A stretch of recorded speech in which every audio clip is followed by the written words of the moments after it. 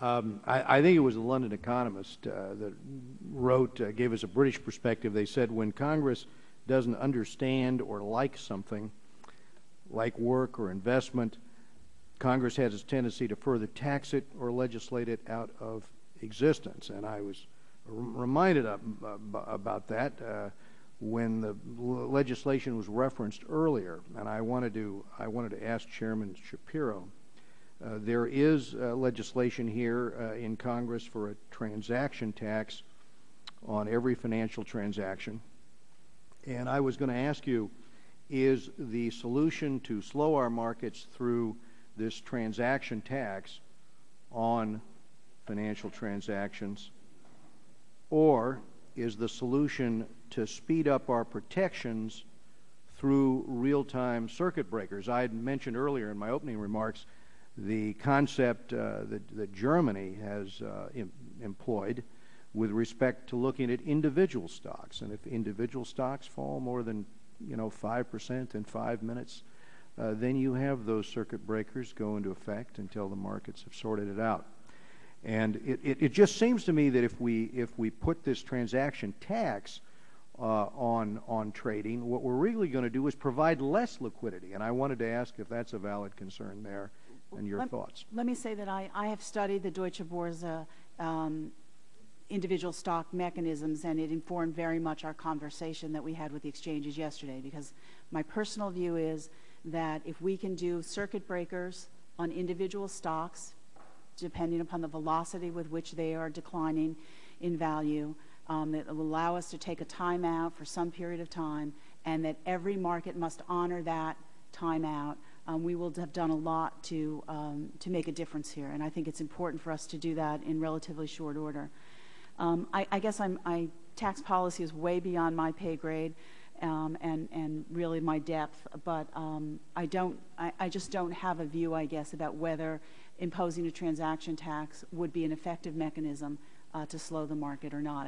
I don't know what the impact necessarily would be on high-frequency or algorithmic traders. Well, my colleagues have brought it up on the other side of the aisle, so I thought I'd pursue that. But let me ask you another question, and that goes to the events on Thursday.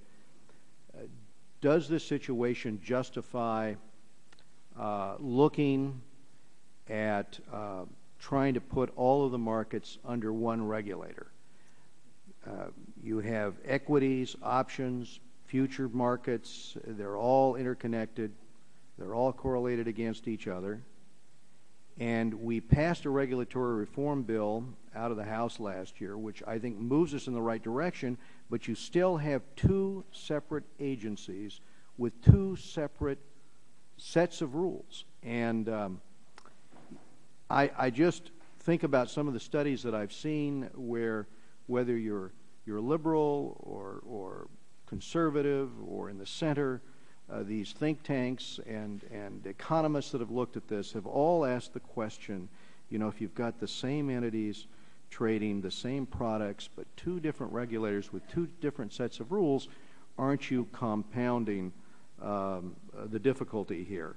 And isn't this simply the result of not being able to move forward with real world-class regulation? So I'd like to ask you, Chairman Shapiro, for your view on that. Certainly. Let me just say that the SEC does have jurisdiction over all of the equity and options markets.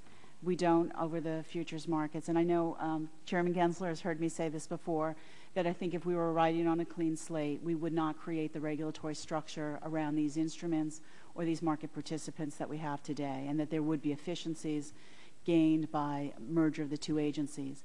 But I want to hasten to add that I was CFTC chairman quite a few years ago, and I've been around both agencies for many years. Never in the history of either of those agencies have I seen closer collaboration or cooperation or willingness to support each other as we try to get done the things that we think are important in each of our marketplaces. And so while we don't have a merged agency, I think we have very good. The next best. Let me ask you my last question real quick.